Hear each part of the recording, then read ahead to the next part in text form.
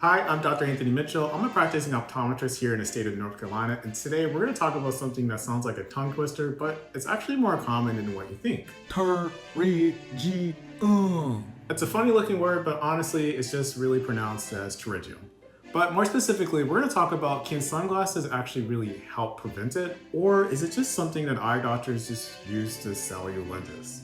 Let's get right into it. So, what exactly is a pterygium? A pterygium is a fleshy, wedge-shaped growth that starts on the white part of your eye and can just slowly creep across your cornea, which is the clear front window of your eye.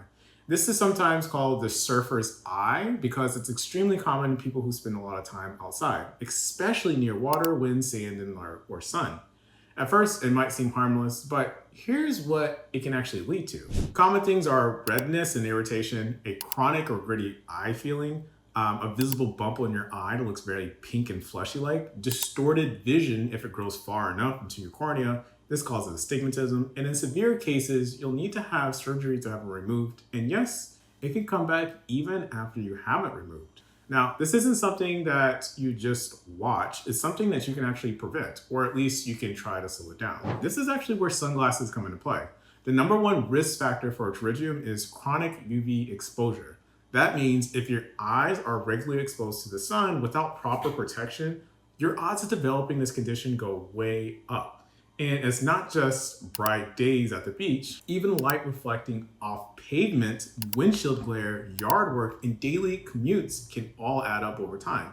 And while we can't stop the sun from shining, we can block harmful rays from hitting the delicate tissues on the surface of your eye.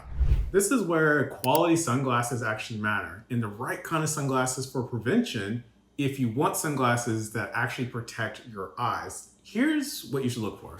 Number one, it's what I always harp on, 100% UVA and UVB protection, so UV 400. This is non-negotiable.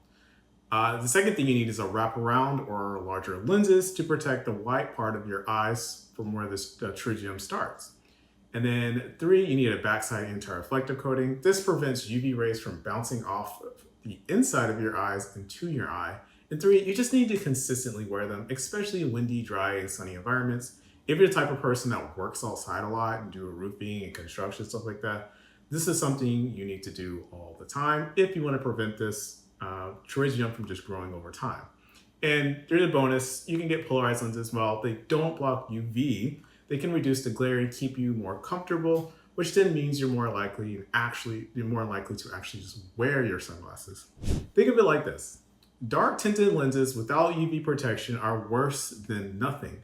They dilate your pupil, meaning they let in more UV light, which isn't good for your eye. So don't just grab any pair of glasses that just look stylish. You need to make sure that they're going to do the right job. Now, while UV light is the biggest trigger, there are other things that can make your pterygium worse. And these things include dry climates, dusty and windy environments, not wearing protective eyewear when you're doing yard work or outdoor labor. And the biggest one is having a history of dry eye or chronic inflammation. Yes, chronic dry eye is another big indicator of developing a pterygium. And that is why, in addition to sunglasses, it helps to use lubricating eye drops, protective glasses, and even wide brim hats if you decide to go outdoors a lot. So now you might be thinking, it's like, why does this actually matter? Because it's not just cosmetic, right? You're correct. A pterygium might seem just like a bump, but if it grows over your pupil, it can cause irregular astigmatism. Yes, the fancy big word that describes how you see light at night where it kind of stretches things out.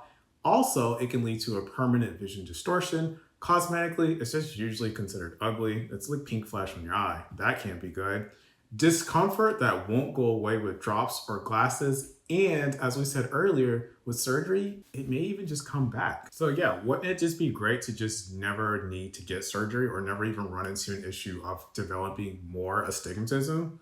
And so for people who spend a lot of time fishing, landscaping, driving long hours, working in construction, and just living in sunny and high altitude areas, like this is very important for you. And people who have chronic dry eyes, this is also important for you too. So if that sounds like you or someone you love, this isn't just good advice, it's probably critical health advice. What you should do today is one, check your current sunglasses. Make sure they're labeled UV 400 or 100% UV blocking. Or get on my wait list and get a in my descriptions below and get some of my sunglasses because they'll have all the protection that you need. 2, just invest in some wraparound or sport styles frames for max protection. 3, just wear them consistently, even on cloudy days, especially if you're outside every single day. 4, use artificial teardrops in your eyes, especially when your eyes feel dry or before your eyes even get dry, because staring at a computer and devices can make your eyes more dry because you're not blinking enough. And 5, just avoid direct sun exposure without eye protection, especially midday. Now, a Pterygium might not be a household word, but it's real, it's visible, it's a growing problem, it's ugly. And the solution is surprisingly simple. Protect your eyes early and often. And so you only get one pair of eyes, and so let's take care of them before something starts growing across your vision that you can't ignore because your astigmatism will start acting up. And if this has helped you or if you learned something new, consider subscribing, hit the like button, share with someone else who still doesn't wear the sunglasses, and don't forget, go touch grass. Thank you for watching.